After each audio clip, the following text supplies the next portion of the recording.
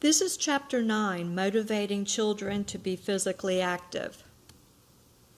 The purpose of this chapter is to present some ideas that will help you to motivate children to be physically active now and throughout their lifetime. Current ways that we motivate children are not working, and children have become very sedentary, and to provide physical activity through the school day will really help in increasing the overall physical activity of the child. Motivating. One of the goals of physical education is to motivate children to be knowledgeable about movement performance.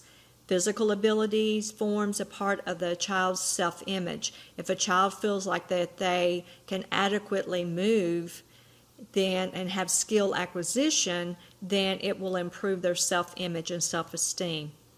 We also need to respect that children will have differences in physical abilities, and it's through practice that a child is better skilled.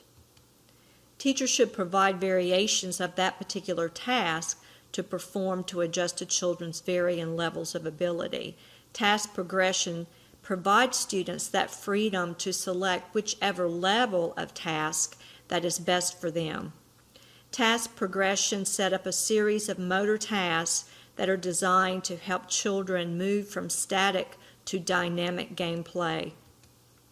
A teacher should evaluate and reward a child in private, not in front of others.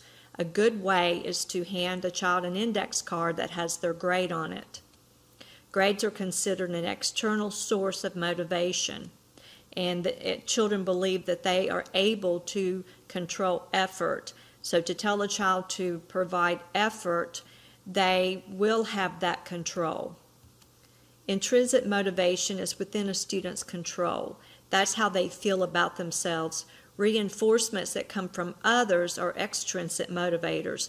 Understand the difference between that. We want to move all children to that intrinsic motivation. Children consider having fun as an important intrinsic motivator, and you can use that in order to get children to move in the future. Children who have fun during physical activity are more likely to participate in that again, but remember, fun alone is not the purpose of the physical activity. Elementary children feel most successful when they try hard and they achieve the goal. Success should be measured in terms of the individual, not comparing them to other students. Early physical educators believed that forcing children to exercise would produce a habit, and we know now that that's not true.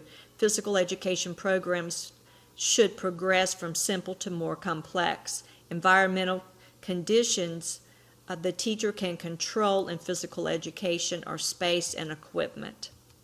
Teachers should construct flow experiences.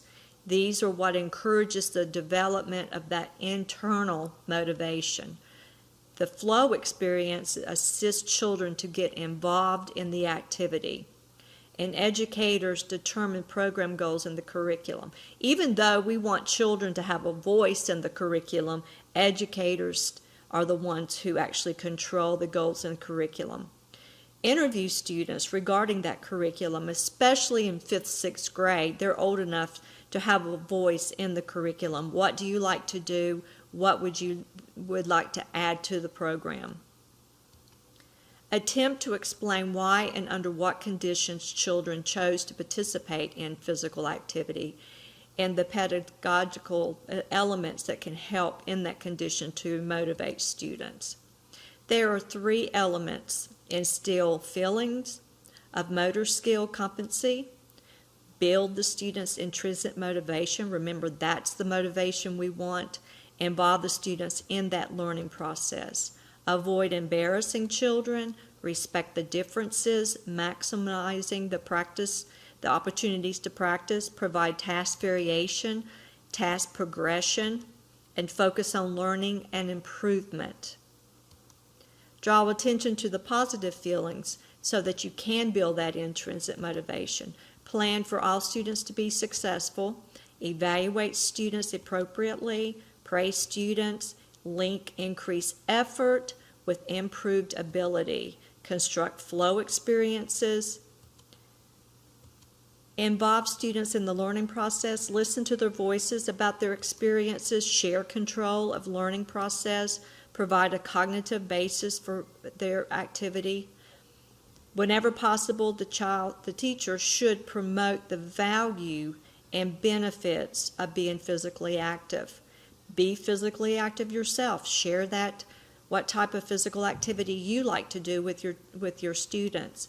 Model enthusiasm and interest for your students. Join with others in the school and the community. Work with the wellness teacher or the health teacher, the school nurse, or whatever to show your enthusiasm about being physically active.